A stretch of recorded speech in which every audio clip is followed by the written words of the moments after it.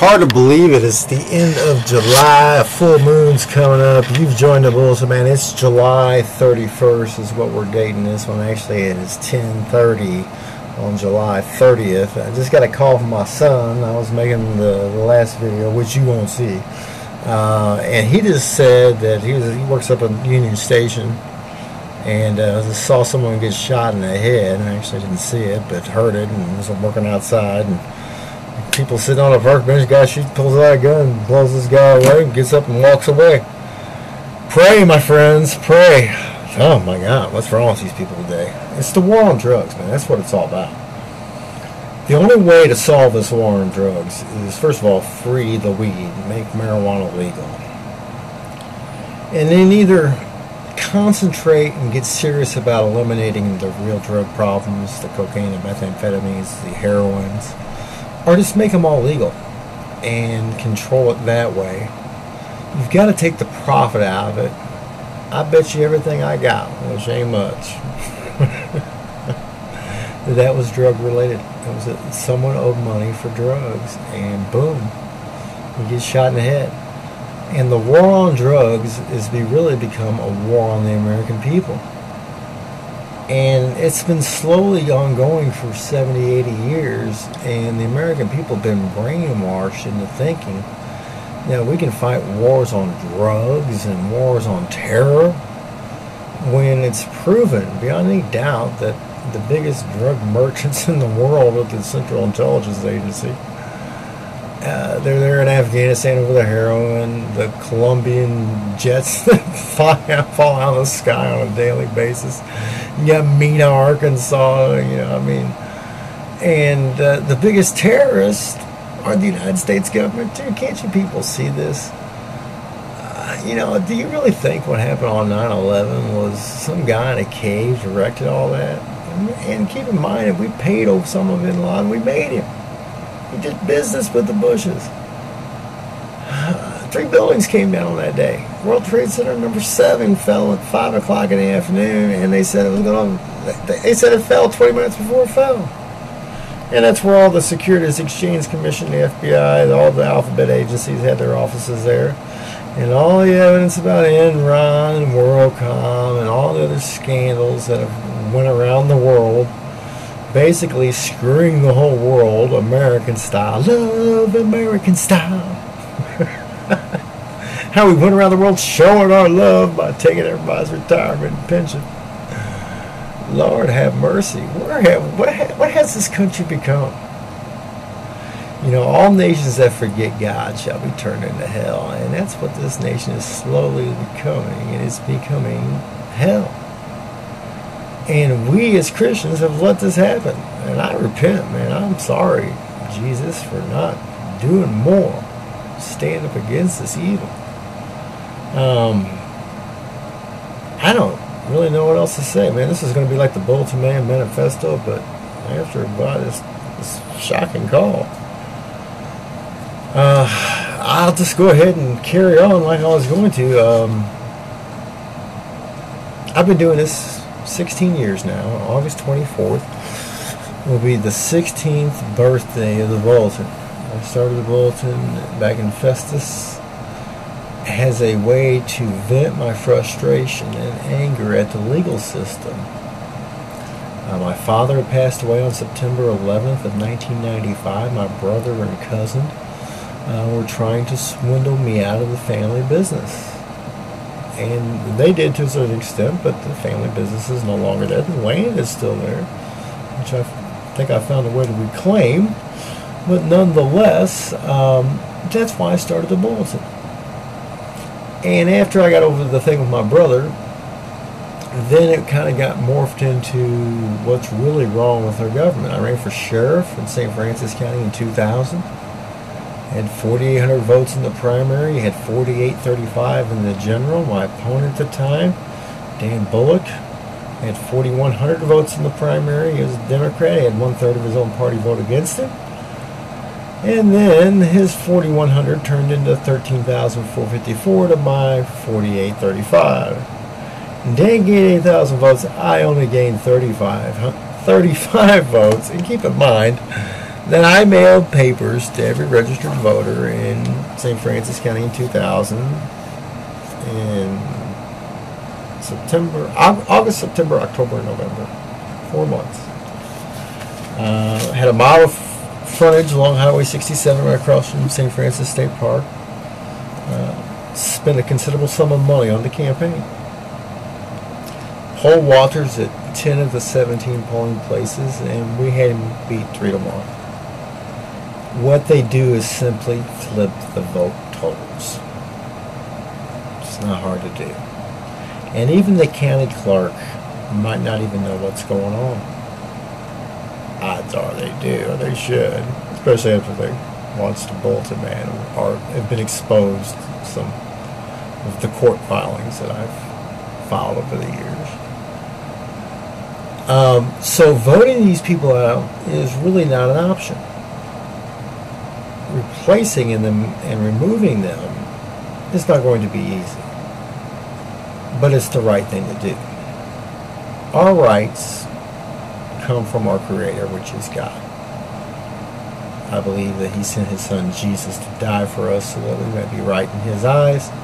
By just simply believing that Jesus came to die for our sins, that He's alive today, He arose on the third day, and He's soon to come back and establish justice and judgment throughout the land. And He is the Judge of judges, the King of kings, and the Lord of lords. He's soon to come back. But until He gets back here, we as Christians are called to occupy until He comes. And this is how at least Bulletinman occupies. That is to warn the wicked to turn from their wicked ways. If you work at the courthouse, you're in jeopardy and you're in peril. Let me tell you why.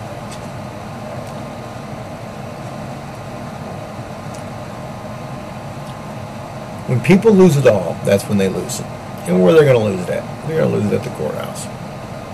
Especially when the game is rigged, it is a fraud, it is a lie, and as more people wake up to these facts, and believe me, they are, then more people will begin to feel that they can lash out at the courthouse.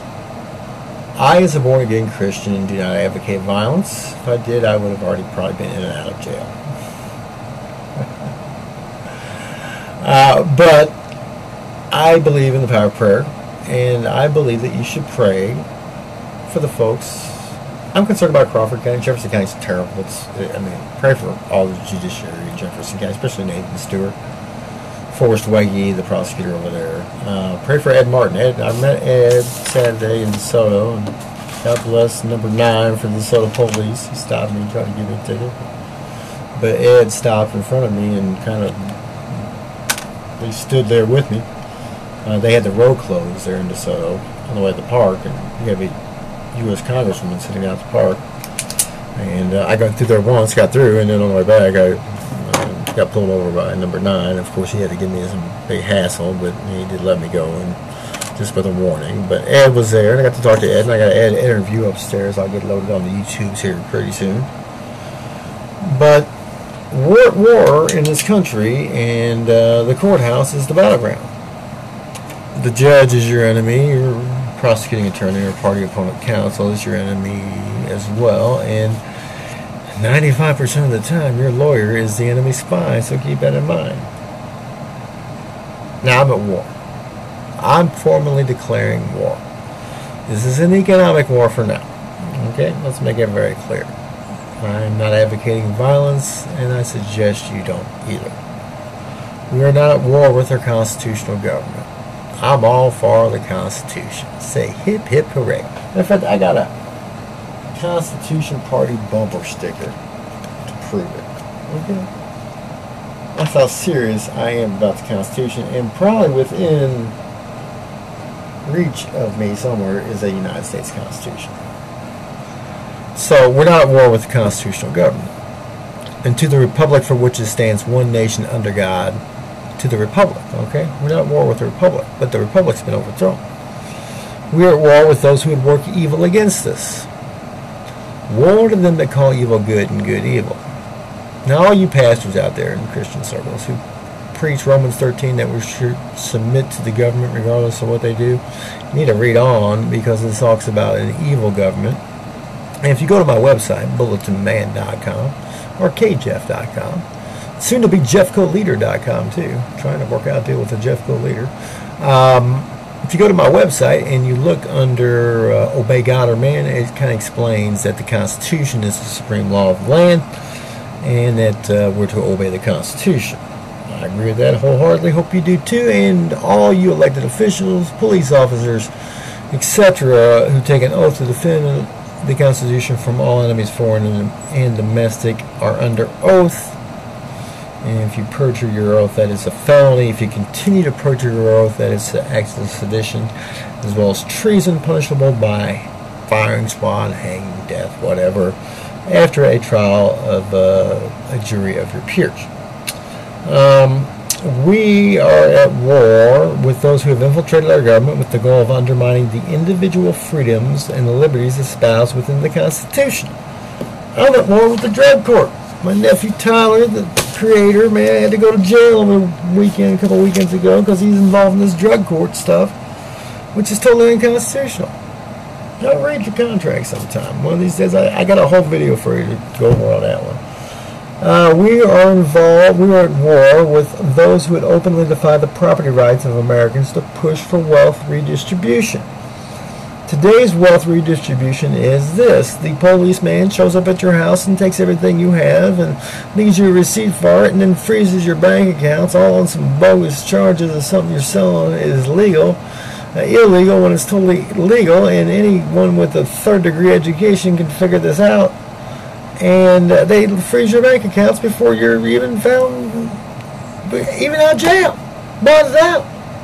Or they come into your family's house and they say, oh, we got a search warrant because 20 years ago you were a felon. Never mind the law that said that after 5 years you get your gun rights back. And because a new law was passed in 2009, oh, you're a felon and we're going to steal all your guns. And then when we steal your guns, we're not going to give an accurate count of the guns, and then we're only going to charge you with a fraction of the guns. That's wealth redistribution. When they went up to Mazarings and raided them, froze well into six figures, stole tens of thousands of dollars worth of stuff, and all on bogus charges. King Kong's legal, man. Even in Operation Logjam, which just went down over the weekend, the DEA went out and shut down the synthetic drug industry, which they created.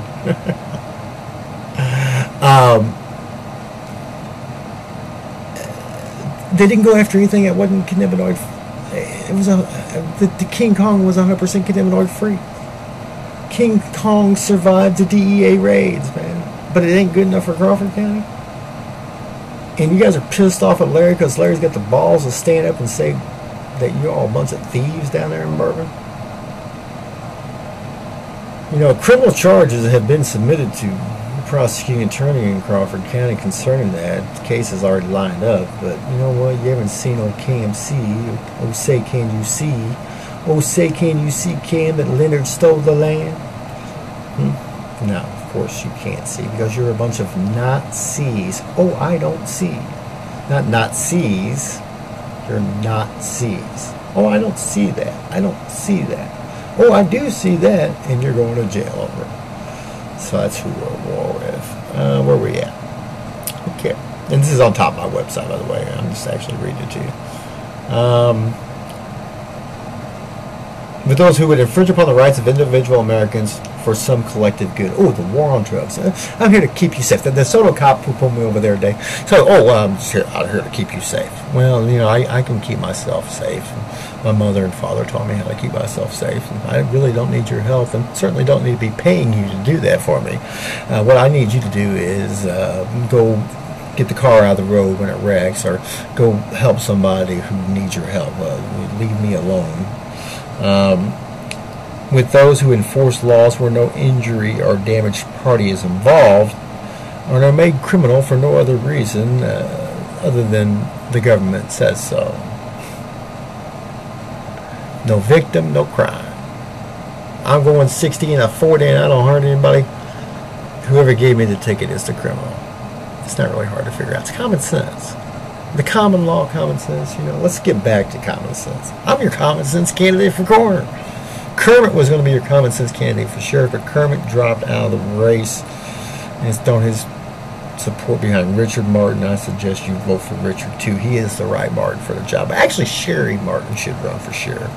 Sherry would make a good sheriff. She's certainly a lot more outgoing than Randy is. Because of those who deny justice to the American people to fulfill their personal agendas. All the above named. With anyone enforcing an unconstitutional law.